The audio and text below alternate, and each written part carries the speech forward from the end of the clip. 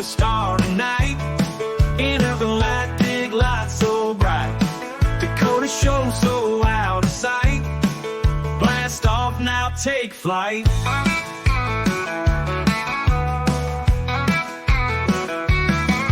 Aliens and rockin' tunes, country beats under the moons. Space dust in my boots all new. Gigolo's hosting soon. Welcome to the galaxy. Radio waves so wild and free. Tune and feel the energy. With Dakota ride the beat. When it's into every song. No, not alone. Probably help if I would actually bring myself up on the stream now, wouldn't it? What is up, ladies and gentlemen? My name is Dakota France, and I am the Intergalactic Gigolo. I hope you are doing it fantastic. I hope you are fantastic. I hope if you're in an area that's been hit with a heat wave like I am, my God. Whew. I hope you're managing to stay cool, because fuck, when I could just go to drive around for more than 10 minutes, I have almost a perfect imprint of the seatbelt from the sweat against my shirt. And that's how I go to show up to work. Thankfully, I'm on overnight, so nobody really gives a crap. Oh, man. Alright, so how is everybody doing? Is everybody doing good? Now, here in the States, some of our younger viewers may be getting ready to head back to school here soon. I know y'all probably not relishing that thought, but as annoying as school can be, you know, there's going to come a time in your life where you're going to want that part of you back. Simplicity of childhood, even if you had something rough, you know, dealing with adult responsibilities, especially with everything going on in the world. There's days I wish I was back in school, but oh well. Even back then, I was always the outsider. Hey, I just dropped the name of the episode in my speech. Well, today is August 3rd, 2024, the date of recording, that is. I do want to follow up with last week's episode, where I got talking about AI, and I revealed that Starlight Amnesia was actually the band, the Bald and Bonkers band, if you will, was actually powered by artificial intelligence. Quite a few of the songs I actually did write the lyrics for, but I used an AI to help produce the rest of the song. There's a couple I even recorded a few bits and threw it in there, but like I said, mainly the idea was to kind of test to see if people noticed, people said anything, create some quality music to help spice things up with productions. And utilizing a name like that would help it to where we could potentially list it on music distribution websites, so that way we can try to gather up a little bit more income for the company, help it get it out there more, things like that. But that was my sole intent. But anyway, y'all probably wondering, well, what's the update on that, Dakota? That seemed like it was pretty straightforward. And I hope y'all not mad. Y'all don't, feel like I purposely tried to, betray you. I'm not gonna lie. I am kind of known for kind of pulling pranks on people, as some of you may have probably figured out. But there comes a lot of time when you go to discuss these certain types of topics, and it kind of goes into what I want to talk about for this episode, where you want to toss some oddities out there into the general public just to see how they would react. There gets to be points where, say, maybe you want to put out a certain picture that might be mistaken as something paranormal caught on camera, just to see how people react. I've done that a couple of times just to see if, basically just to see if anybody actually tried to, call it out. And I don't mean just like little trolls online basically saying, "Ooh, it's fake, you're stupid, blah, blah, blah, blah, blah." See how many people actually try to, analyze it, try to debunk it, and actually give their reasoning behind why they think certain things may be the way they are. That's the type of stuff I want to look for, because those are the people that I honestly have the most faith in when it comes to discussing this type of topic. But I digress. So, music distribution. music generation utilizing AI. Let's face it, like I said in the last episode, artificial intelligence isn't going anywhere. How easy it is to use, how accessible it's become, and the quality of materials that's being produced.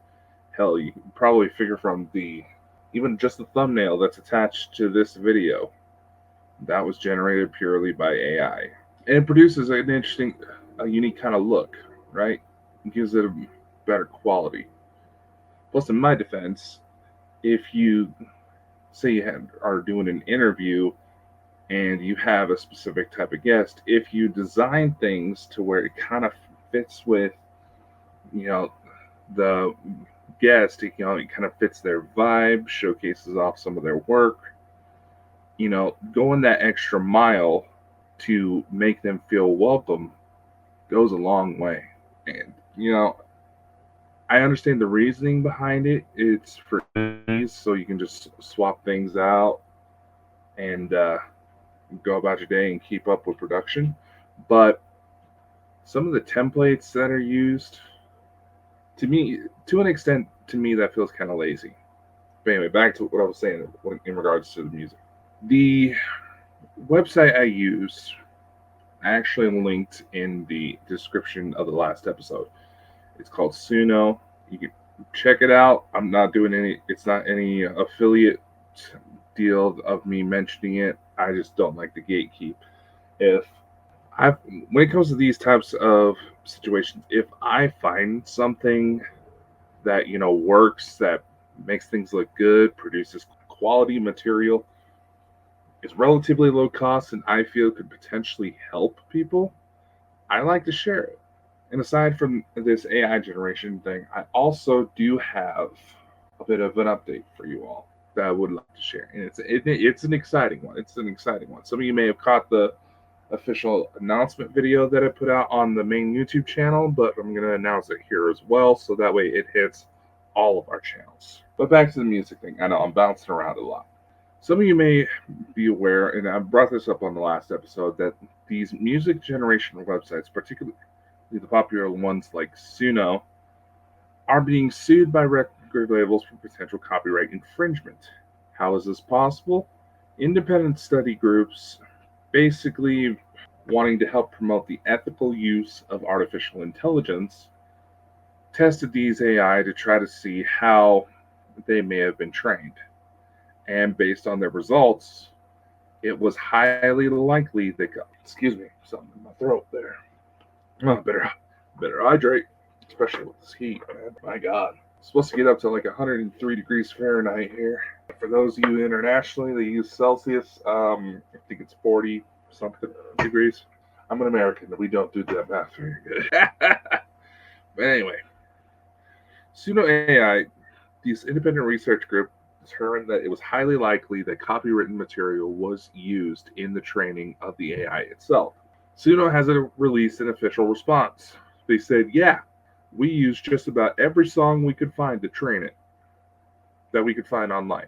And we used it under fair use. And for those who don't know what fair use is, it's essentially a legal doctrine that allows people to use under limited amounts. There are certain criteria it has to fit in order to actually use fair use as a legal defense.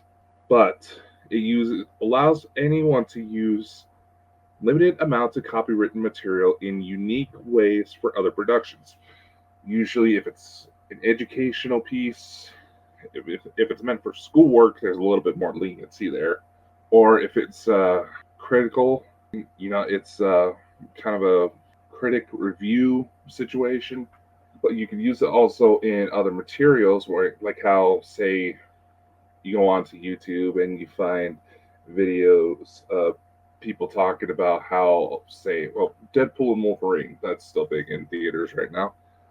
Let's see how different variants of Wolverine play into it, or the stories behind revealed characters, or what came true.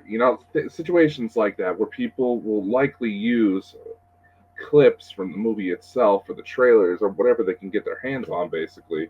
not necessarily have to credit the original authors and still be able to use the material without restriction. That's essentially what fair use is. Basically, if you can put a spin on it that uses the material in a unique way, you could probably get away with it. So, this being used as a legal defense by the startup company Suno is very interesting. And I think, with, again, it's my stance that because of how well done all these artificial intelligence programs are made, how accessible they are, the ease of use, and how you can use a lot of them for free, it should be worth noting that there's a lot of uncharted territory. So, nevertheless, it's a good idea to keep an eye on things, especially if you're in a content creator scenario and the use of these programs. Well, it's a good idea to keep an eye on it just to make sure that you won't be affected by any legal ramifications. In most cases, if you didn't make a whole lot of money on what you did, you probably won't get in too much trouble, but nevertheless. Or for those who come into this from the paranormal, the supernatural side, obviously, the use of AI is going to be used as a go to defense on behalf of skeptics and trolls alike, trying to say, oh, that's not real, that's AI, blah, blah, blah, blah, blah, blah, blah, blah. Being knowledgeable of what is out there, you don't necessarily. Now, maybe you want to decide to take a course on machine learning. I do believe Google actually offers that for free. You can get certifications in artificial intelligence that way. But being aware of how this stuff works, how well it works, and how accessible it is, you can conduct little experiments yourself to see if the materials if those websites can actually be used to fake evidence of paranormal activity, whether it's ghosts, cryptids, UFOs, whatever the case may be. Because think about it.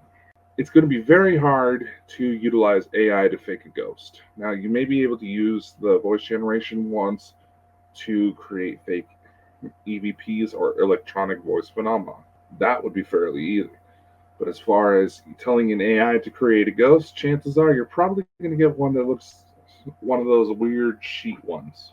You know what I mean? As far as cryptids, where there's actual photos that could be used to train these things, because there is some sort of physicality to this phenomenon, yeah, there's a good chance that you could recreate, pictures of like the Loch Ness monster or Bigfoot or situations like that. UFOs are a little bit different from what I've experimented with and from what I've utilized in a lot of my projects. You get a lot more of the cliche flying saucer appearances. You don't get some of the more exotic shapes that you can sometimes see, or even just the bright lights in the sky. But I digress. It is important that we become aware of what may be used to deceive us. Because, like I said in the episode last week, even the enemy is a fan of illusion. CIA literally has. You can literally get your hands on an old CIA manual that utilized magic tricks for espionage. You can easily just buy that online these days. It's because it's so old. And discussions like this need to happen. And it's important that not only do we listen to other voices and come together as a community, but it's also important you investigate yourself and tell your own story. Get the discussion going so that way the people who are still trying to sort through all the BS, all the chaos, can try to see for themselves what is real. Now, Bald and Bonkers Network LLC, part of the goal behind the company is to try to create a platform that allows people to do that. I know, like I said in previous episodes and installments, that the company veered off course. It did. And as CEO and founder of the company, that fault's on me. And we're working on adjusting that. We're working on getting back on track, getting things to happen, making this just making it happen. So, what have I done? Bald and Bonkers Network LLC has literally acquired and started construction on its very own music podcast distribution platform. Bald and Bonkers will now have its, for lack of a better word, Bald and Bonkers will have its own Spotify. Isn't that interesting? Yes, it is true. It is under construction. You may see fundraisers to come be posted up on social media links and all that to try to help raise funds to help build these platforms.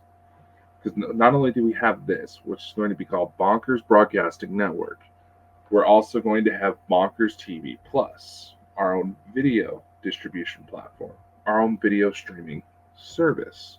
And once things have been settled in appropriately, I don't want to give a timetable just yet on when all this will happen. But when everything is set, when everything is ready, everything has been tested, we will open up the platforms for people to join and submit their own content. And I would like to try to set something up to help people make a little extra money from their work. I would. Because, one, let's face it, it's hard to keep up with content creation, especially if you have a day job or you have a kid or this or that. It can be hard. As with inflation prices these days, having a little bit of extra income is probably a wise thing for everyone. It sucks, but that's just the world we live in. And I want to cater these platforms to the outsiders of the group, the ones that don't get so caught up in everything that's going on that they go off on their own adventures and they find some truly amazing stuff. And that's actually what I wanted to talk about fully for this episode. And that's why it's called what it's the title of this episode is Always the Outsider. What inspired this?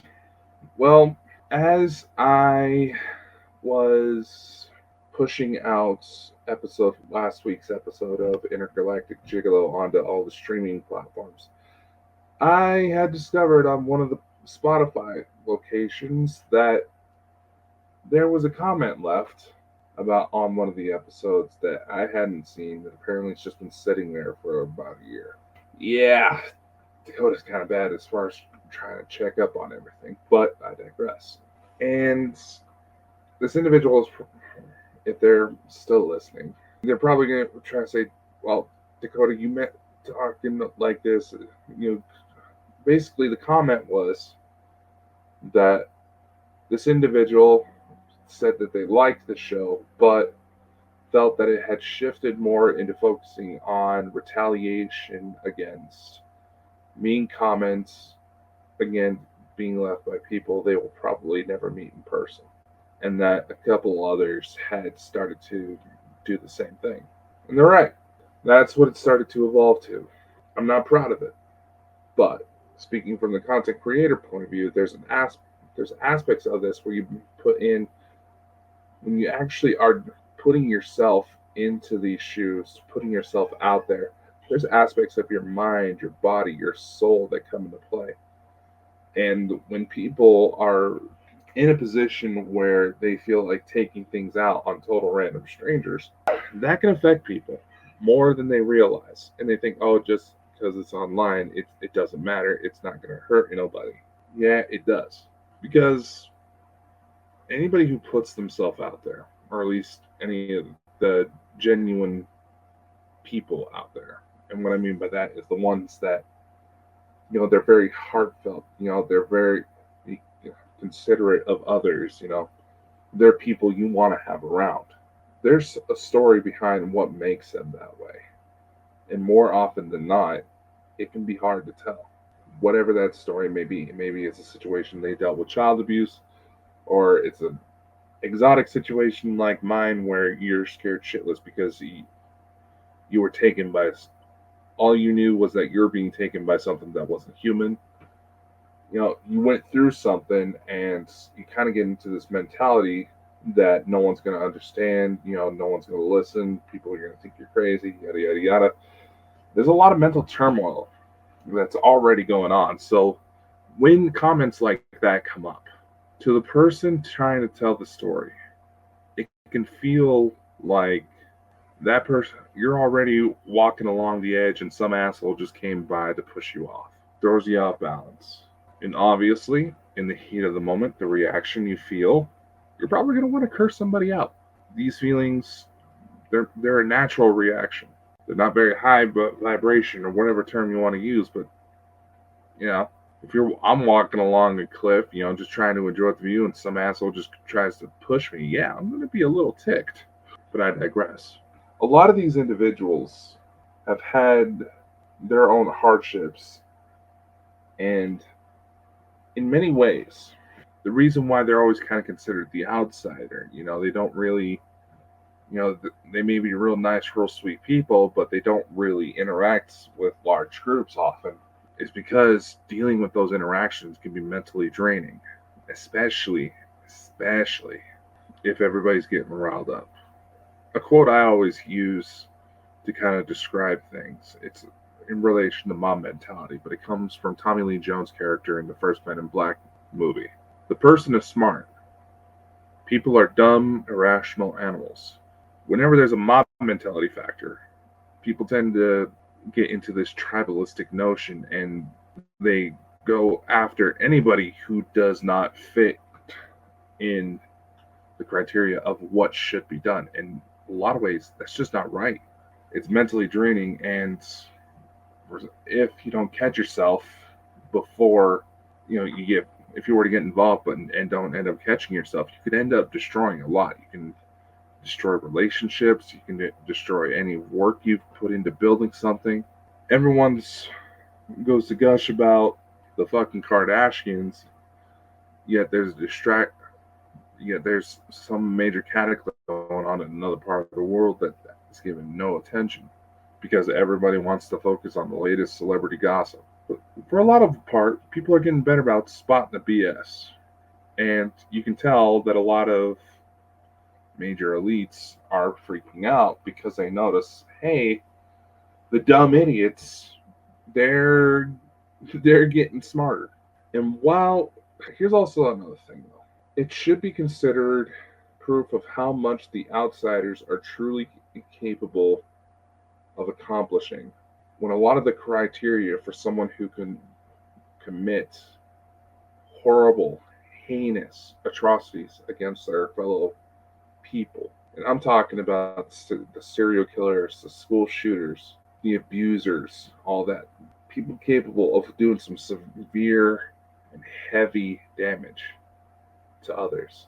It should be shown that it should speak volumes the amount of potential these individuals have to change lives. And just follow me for a sec, okay? I know there's probably some of you people in the audience probably on Dakota. Where you going with this? Just work with me here. It should speak volumes that more often than not, a lot of the traits behind some of the most successful CEOs are in fact the same exact traits as some of the most horrific criminals. And when it comes to psychology, how they're brought up, all that, there is so much overlap.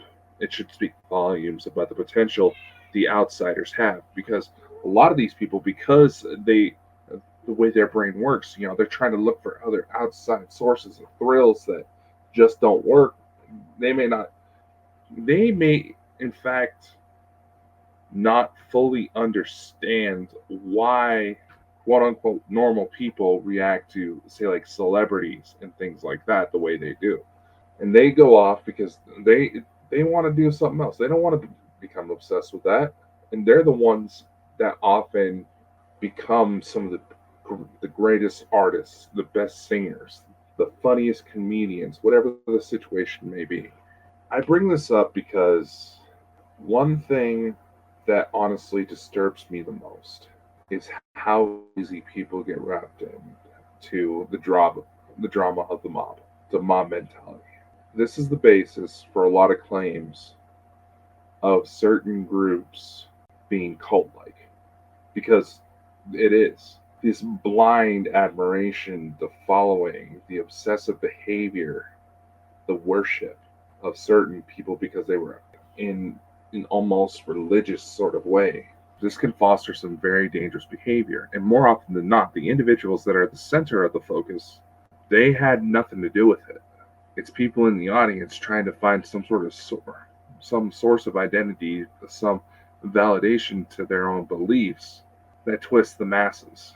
And this sort of manipulation is so well documented. It is a well known tactic that if you want to destroy someone, you get in there, you incite the crowd.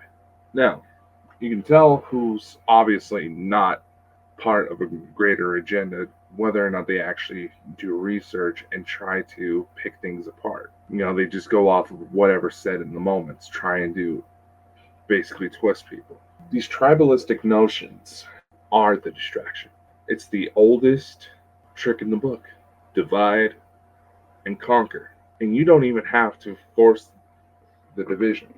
You can put it out there in the media to help influence, because every stimuli you take in about your day to day, with the food you eat, the people you sleep with, the television programs you watch, the podcasts you listen to, every single one of those things affects how your brain is wired.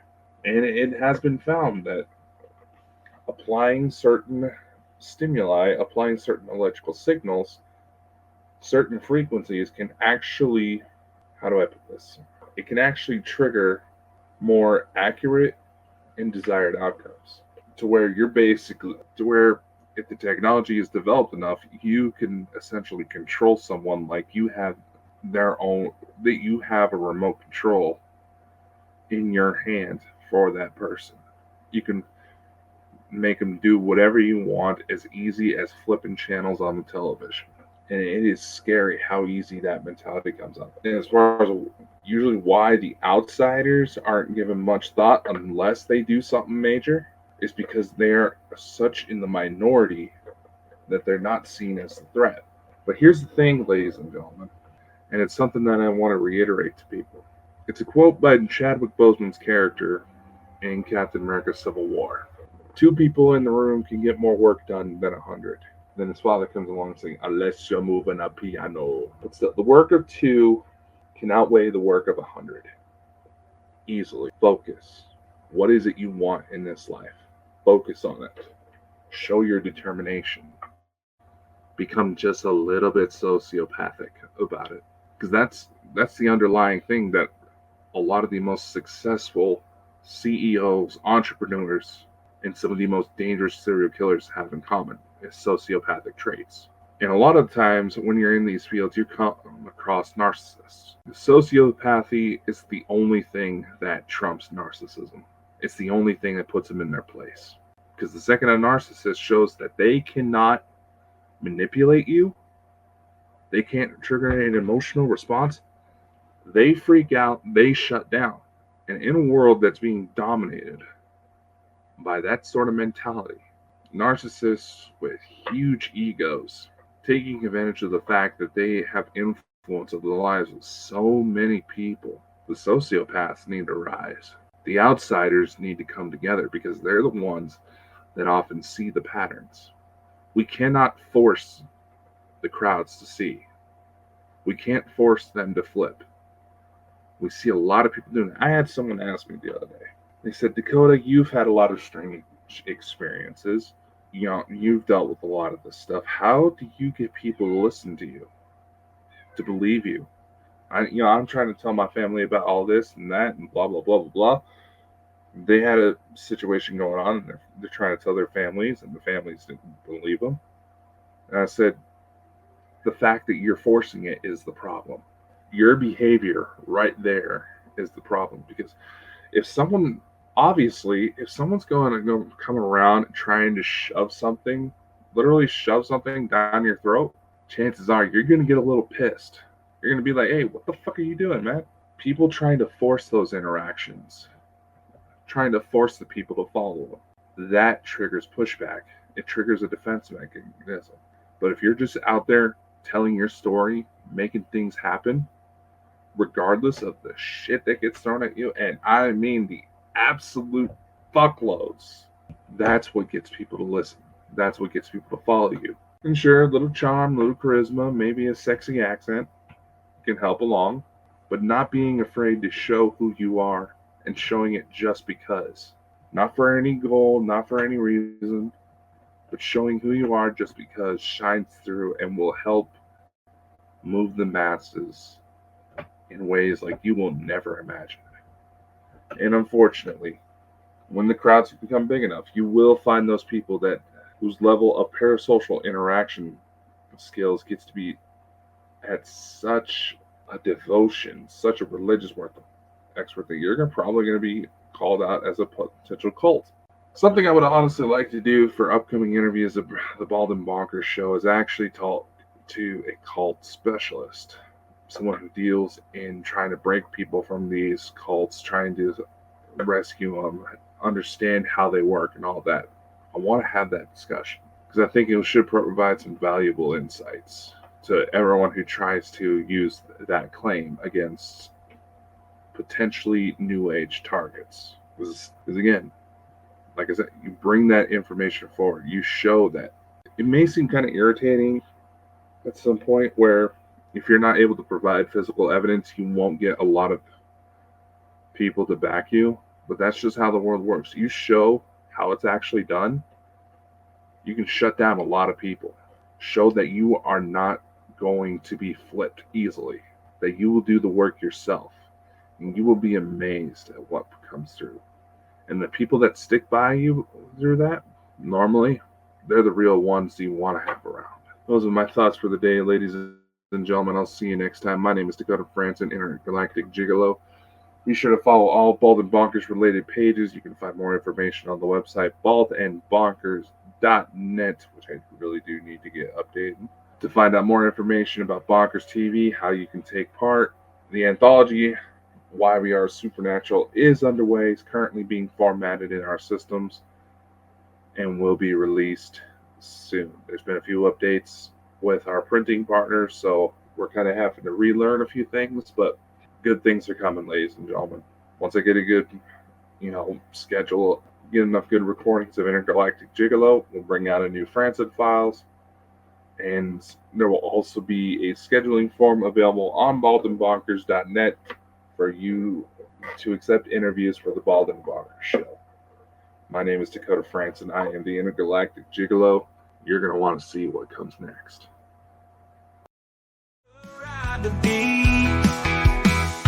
When it's into every song, jamming all night long. Neon lights where we belong.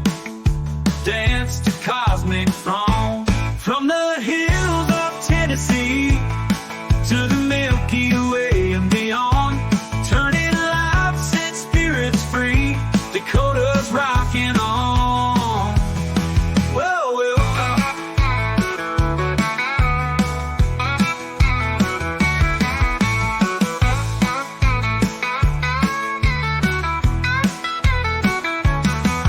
From the hills of Tennessee to the Milky Way and beyond.